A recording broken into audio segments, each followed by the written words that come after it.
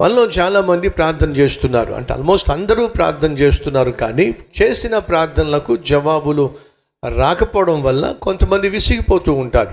మనం ప్రార్థన చేసినప్పుడు ఆ ప్రార్థనకు వెంటనే జవాబు రావాలి అని సహజంగా మనం ఆశిస్తూ ఉంటాం. కొన్నిసార్లు వెంటనే జవాబు వస్తుంది, మరికొన్నిసార్లు వెంటనే జవాబు రాదు. అటువంటి సమయంలో కొంచెం విసుగుదల మనలో కలుగుతుంది. మళ్ళా మీకు జ్ఞాపకం చేస్తున్నాను, మనం ప్రార్థన చేసిన ప్రతిసారి దేవుడు ఖచ్చితంగా జవాబు ఇస్తాడు. దేవుడిచ్చే జవాబులు 3 రకాలుగా ఉంటాయి. ఒకటి, మనం ప్రార్థన చేసినప్పుడు దేవుడు అవును అని చెప్పచ్చు. మనం ప్రార్థన చేసినప్పుడు దేవుడు కాదు అని చెప్పచ్చు. మనం చేసిన ప్రార్థనకు జవాబుగా దేవుడు ఆగు అని చెప్పచ్చు. అనగా మనం చేసిన ప్రార్థనకు దేవుడు వెంటనే జవాబు ఇవ్వచ్చు. ఎస్, నువ్వు చేసిన ప్రార్థనకు నేను జవాబిస్తున్నాను అని దేవుడు జవాబు ఇవ్వచ్చు. లేదా నువ్వు చేసిన ప్రార్థన వాక్యానుసారం కానప్పుడు, దేవుని చిత్తానుసారం కానప్పుడు నేను నీకు జవాబు ఇవ్వడం లేదు, అది కూడా జవాబే. నో అనేది కూడా జవాబే. ఎస్ అనేది జవాబే. కొన్ని సందర్భాల్లో మనం వాక్యానుసారంగా ప్రార్థన చేసినప్పుడు వెంటనే జవాబు వస్తుంది కదా. మరి కొన్ని సందర్భాల్లో మనం చేసిన ప్రార్థనకు జవాబు రానప్పుడు దేవుడు నో అని చెప్పచ్చు, ఎందుకంటే అది వాక్యానికి విరుద్ధం కాబట్టి. మరికొన్ని సందర్భాల్లో దేవుడు ఆగు అని చెప్పచ్చు, అనగా వెయిట్ చేయి, నేను జవాబిస్తాను కానీ కొంచెం ఓపిక పట్టు అని దేవుడు చెప్పచ్చు. అనగా దేవుడు జవాబు ఇస్తాడు, ఎస్ అని ఇస్తాడు, లేదా నో అని చెప్పి ఇస్తాడు, లేదా వెయిట్, ఆగు, వేచి ఉండు అని జవాబు ఇస్తాడు. కాబట్టి మనం చేసే ప్రార్థన ఖచ్చితంగా దేవుని సన్నిధికి చేరుతుంది. కానీ అలా చేరినప్పుడు ఈ 3 జవాబుల్లో ఏదో ఒక జవాబు మనకు వస్తుంది. అవును అని కానీ, కాదు అని కానీ, ఆగు, వేచి ఉండు అని కానీ జవాబు వస్తుంది. కొన్ని సందర్భాల్లో మనం చేసిన ప్రార్థనలకు జవాబు రానప్పుడు మనం విసిగిపోతూ ఉంటాం, వేసారిపోతూ ఉంటాం, దేవుణ్ణి ప్రశ్నిస్తూ ఉంటాం, దేవుణ్ణి విసిగిస్తూ ఉంటాం. కొన్నిసార్లు మనల్ని మనం తిట్టుకుంటాం, మనల్ని మనం గాయపరుచుకునే ప్రయత్నం చేస్తాం. అసలు మనం చేసిన ప్రార్థనలకు జవాబు రాకపోవడానికి కారణాలు ఏమిటి? జవాబు రాకపోవడానికి కారణాలు ఏమిటో మనం తెలిసినట్లయితే, మొదటిగా ఆ కారణాలు మనం పరిశీలించుకొని, మనల్ని మనం పరీక్షించుకొని, ఒకవేళ మనలోనే లోపము ఉన్నట్లయితే సరి చేసుకోవడానికి ఒక ఆస్కారం ఉంటుంది. కాబట్టి ఈ విషయాలు మీతో పంచుకుంటున్నాను. మనం ప్రార్థన చేసినప్పుడు జవాబు రాకపోవడానికి కొన్ని ప్రాముఖ్యమైన కారణాలు ఏమిటో మీతో పంచుకుంటాను. రండి, మీ బైబిల్ తెరవండి. యాకోబు పత్రిక 4వ అధ్యాయము 3వ వచనము లేదా 2వ వచనం కూడా. మీరు ఆశించుచున్నారు కానీ మీకు దొరకటం లేదు. నరహత్య చేయుదురు, మత్సరపడుదురు కానీ సంపాదించుకొనలేరు. పోట్లాడుదురు, యుద్ధము చేయుదురు కానీ దేవునిని అడుగునందున మీకేమీ దొరకదు. ప్రార్థనకు జవాబు రాకపోవడానికి ఒక కారణం ఏమిటో ఇప్పుడు చదువుతున్నాను. మీరు అడిగినను మీ భోగముల నిమిత్తము వినియోగించుటకై దురుద్దేశముతో అడుగుదురు గనుక మీకేమీ దొరకటం లేదు. దయచేసి గమనించండి, దేవుడు మనకున్న ప్రతి అవసరాన్ని తీరుస్తాడు. అవసరం వేరు, కోరిక వేరు. ఉదాహరణ, తలజాచుకోవడానికి ఒక ఇల్లు ఉండాలి, అది అవసరం. పక్కింటి వాళ్ళు 2 ఫ్లోర్లు వేశారు కాబట్టి మనం 3 ఫ్లోర్లు వేయాలి. ఇదేంటి చెప్పండి, మాట్లాడరే? భోగం, ఇదొక రోగం, రైట్? అది అవసరమా అని అంటే అది అవసరం కాదు, కానీ అదొక కోరిక. మీకంటూ ఒక మెడలో ఒక చైన్ ఉంది, వెరీ గుడ్. కానీ మీ పక్కంటి ఆవిడ కొంచెం లేటెస్ట్ మోడల్ చైన్ కొనుక్కొచ్చింది, అది కొంచెం దొడ్డుగా ఉంది. నీకు అనిపించింది, నేను 1 తులం వేసుకున్నాను, ఆమెమో 2 తులాలు వేసుకుంది. వాళ్ళ ఆయన కంటే మా ఆయన బాగా చదువుకున్నాడు, మంచి జీతగాడు. ఆమె 2 తులాలు బంగారం వేసుకుంటే మరి నేను 1 తులం వేసుకోవడం ఏమిటి, బాలేదు ఇది. కాబట్టి భర్త వచ్చిన తర్వాత ఏం లేదండి, వాళ్ళ ఆయనకు వచ్చే జీతం 30,000 రూపాయలు, మీకు వచ్చే జీతం 1,00,000 రూపాయలు. 30,000 జీతం వచ్చే వాళ్ళ ఆయనే ఆమెకు 2 తులాలు బంగారం కొన్నాడంటే మరి మీరు మరీ 1 తులం ఏమిటండి, వెళ్దాం పదండి. ఎక్కడికి? అదే బంగారం కొట్టుకి. ఇప్పుడు బంగారం కొట్టుకు వెళుతున్నా 5 తులాలు లేక 4 తులాలు లేక 3 తులాలు గొలుసు కొనుక్కుంటున్నా అది అవసరాన్ని బట్టి వచ్చిందంటారా, లేకపోతే పక్క వాళ్ళని చూడడం వల్ల వచ్చిన ఆశను బట్టి అంటారా? చెప్పండి.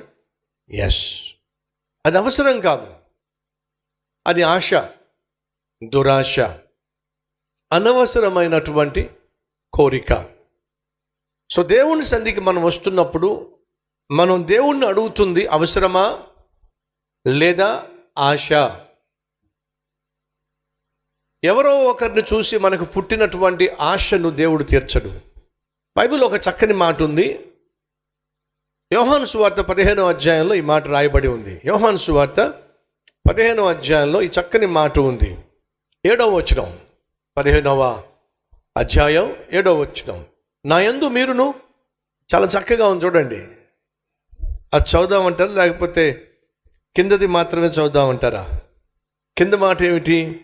మీకు ఏది ఇష్టమో అడుగుడి, అది మీకు అనుగ్రహించబడును. ఇది ఒక్కటి అండర్లైన్ చేసుకుంటే ఎంత బాగుంటుందో. ఏముంది అక్కడ? మీకు ఏది ఇష్టమో అది అడగండి, దేవుడు మీకు ఇచ్చేస్తాడట.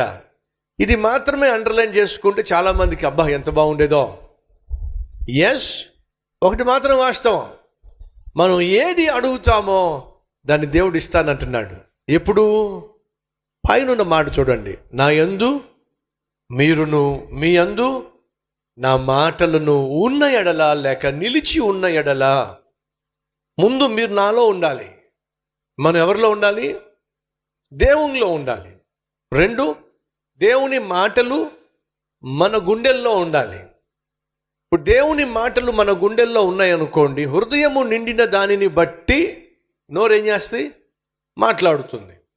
మీ హృదయం దేంతో నింపబడి ఉండాలి? దేవుని వాక్యము చేత నీ మనస్సు, నీ హృదయము నింపబడినట్లయితే నువ్వు ఏది మాట్లాడతావో అది వాక్యానుసారమై ఉంటుంది. అర్థమైందా అండి? పాత్ర పాలతో నింపబడింది. ఆ పాత్ర దేంతో నింపబడింది? పాలతో నింపబడింది. ఆ పాత్రలోనిది ఒక గ్లాసులో పోస్తే ఏమొస్తాయి చెప్పండి? బయటికి పాలే వస్తాయి. ఆ పాత్ర మజ్జిగతో నింపబడింది. మజ్జిగలో మజ్జిగతో నింపబడిన పాత్రను ఒకవేళ గ్లాసులో పోస్తే మజ్జిగే బయటకు వస్తాయి. అంతేనంటారా? దేవుని వాక్యముతో మన హృదయం నింపబడినట్లయితే మనం చేసే ప్రార్థన వాక్యానుసారమైన ప్రార్థన అయి ఉంటుంది. దేవుడు అంటున్నాడు, మీ హృదయంలో నా వాక్యము ఉన్నట్లయితే మీరు ఏది కోరుకుంటారో కోరుకోండి, అది నేను మీకు అనుగ్రహిస్తాను. గుండెల్లో వాక్యము లేకుండా మనం సాధారణంగా వాక్యానుసారంగా కోరడం సాధ్యము కాదు. ఉదాహరణ, ఆ పాత్రలో పాలు లేకుండా పాత్రను మీరు గుమ్మరించినట్లయితే బయటికి ఏమొస్తాయి చెప్పండి? ఏమొస్తుంది? ఏమి రాదు. అలాగే దేవుని వాక్యం చేత మన హృదయం నింపబడకపోయినట్లయితే మనం ఏది కోరుకున్నా వాక్యానుసారంగా కోరుకోవడం మాత్రం సాధ్యము కాదు. ఎందుకు నా ప్రార్థనకు జవాబు రావడం లేదు అని మీరు ప్రశ్నిస్తున్నట్లయితే దానికి ఒకానొక ప్రధాన కారణం ఏమిటంటే మనము వాక్యానుసారంగా దేవుణ్ణి అడగకపోవడం. అనగా మీరు అడిగినను మీకు జవాబు దొరకడం లేదు. కారణం ఏమిటంటే మీరు భోగ ఇచ్చలు చేత, భోగము కొరకు, బడాయి కొరకు, ఇతరులతో పోల్చుకుంటూ, నీకు చక్కని ఉద్యోగం ఉంది, ఆ ఉద్యోగంతో నీ కుటుంబాన్ని పోషించుకుంటున్నావు, నీ బిడ్డలను చదివించుకుంటున్నావు, ఎవడో వచ్చి ఒక సలహా ఇచ్చాడా, ఈ ఉద్యోగం ఎంతకాలం చేస్తావు? అలా కాకుండా ఫలానా వాళ్లకు నువ్వు లంచం ఇచ్చినట్లయితే, ఫలానా వాళ్ళకి డబ్బులు ఇచ్చినట్లయితే వాళ్ళు నువ్వు ఇప్పుడు నీకు 40,000 రూపాయల జీతం వచ్చేటటువంటి ఉద్యోగం కాస్త 1,20,000 రూపాయల ఉద్యోగం ఇప్పిస్తారు నీకు. కాకపోతే దొంగ సర్టిఫికెట్లు పెట్టాలి, ఫేక్ ఎక్స్పీరియన్స్ సర్టిఫికెట్లు పెట్టాలి. కానీ ఇప్పుడు నీకు వచ్చే 40,000 రూపాయలు కాస్త 1,20,000 రూపాయలు అవుతుంది. నువ్వు కలిగి ఉన్న చిన్న కారు కాస్త మంచి కారులో నువ్వు వెళ్ళొచ్చు అని ఎవడో ఒక పనికి మాలిన వాడు మనకు సలహా ఇచ్చినప్పుడు ఆ సలహాను పట్టుకొని ఒకవేళ మనం ప్రభు దగ్గరికి వచ్చి ప్రభువా 40,000 రూపాయల కంటే 1,20,000 రూపాయలు జీతం ఇచ్చేటట్టు అవకాశం ఉందట, ప్రభువా నాకు అనుగ్రహించాయా అని అడిగామనుకో. ఎందుకు వచ్చింది ఈ ఆలోచన? అసలు నీకు ఎక్కడి నుంచి వచ్చింది ఈ కోరిక? That is important. సహోదరులు, మన జీవితంలో చాలామంది పరిచయం అవుతారు. ఉద్యోగం చేసే చోట, పనిచేస్తున్న చోట, ప్రయాణం చేసేటప్పుడు, పరిచర్య చేసేటప్పుడు, మీరు మందిరానికి వచ్చినప్పుడు, మీరు నివసిస్తున్న చోట, బంధువులుగా కలిసిన చోట చాలామంది పరిచయం అవుతూ ఉంటారు. జాగ్రత్త, ఎవరు నీకు పరిచయం అవుతున్నారో. కొందరు నీ ఆత్మీయ జీవితాన్ని బలపరిచే వాళ్ళు ఉంటారు, మరి కొంతమంది నీ ఆత్మీయతను హీనపరిచే వాళ్ళు ఉంటారు.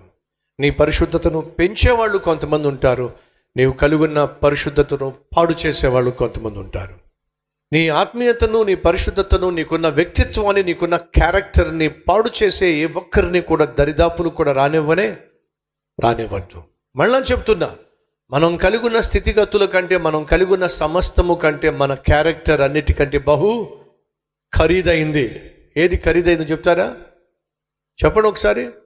క్యారెక్టర్, నీ నీతితో కూడిన జీవితము అన్నిటికంటే చాలా చాలా చాలా చాలా విలువైంది.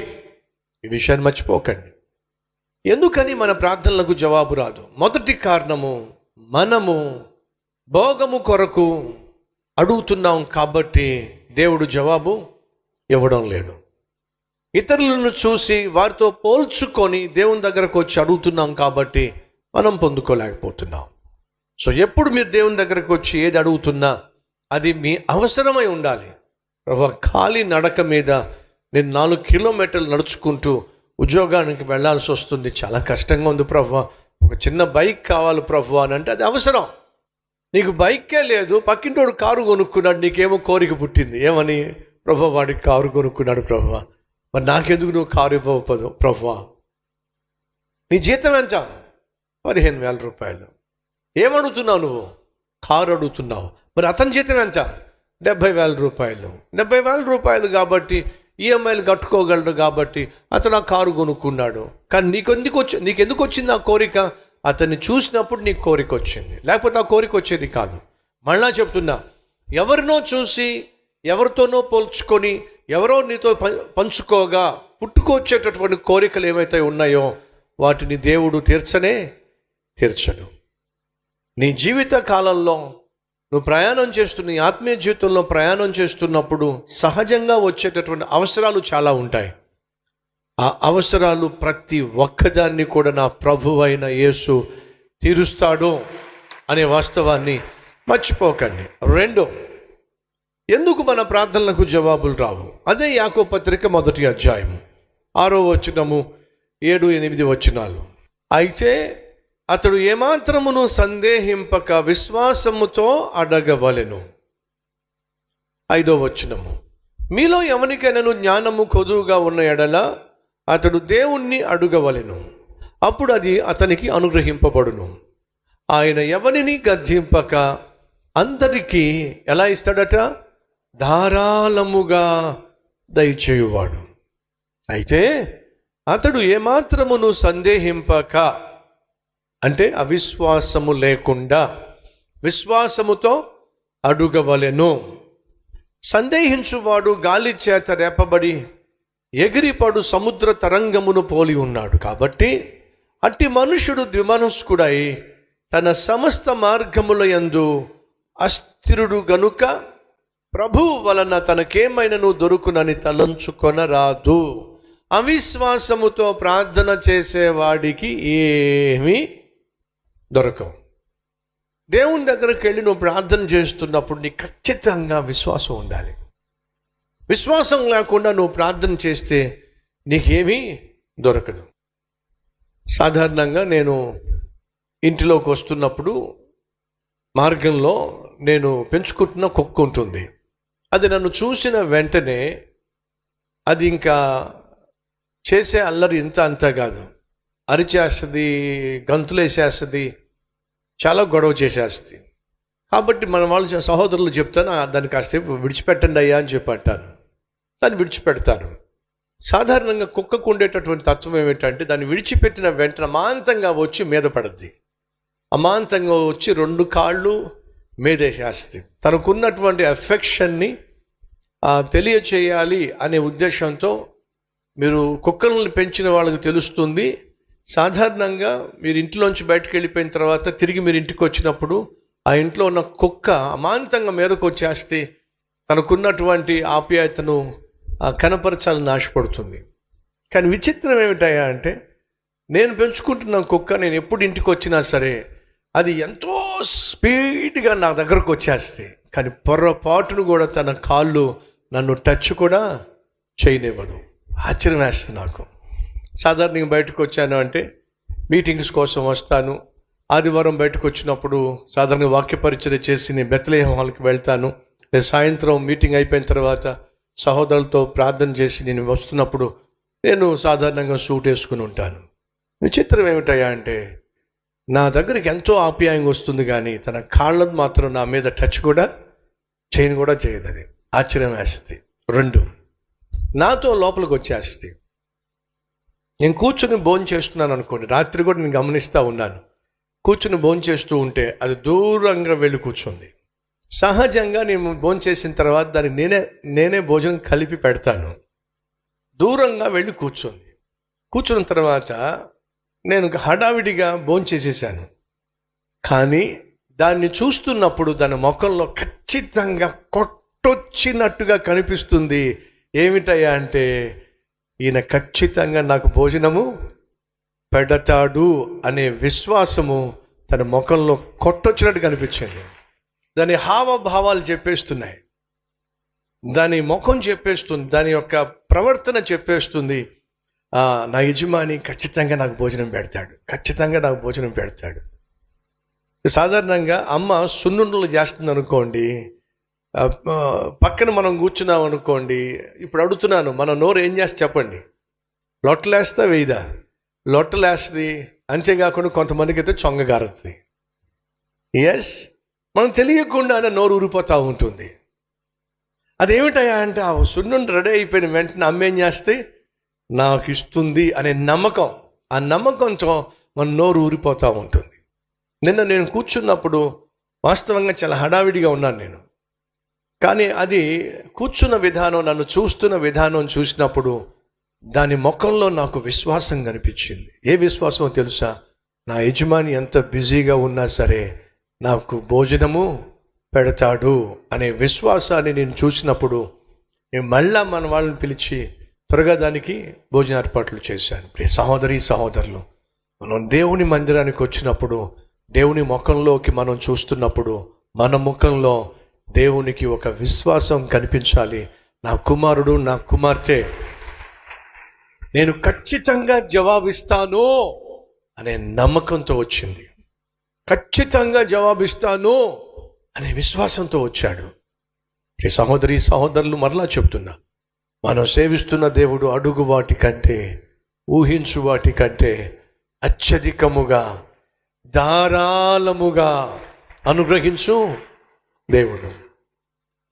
ఈ విషయాన్ని మర్చిపోకండి.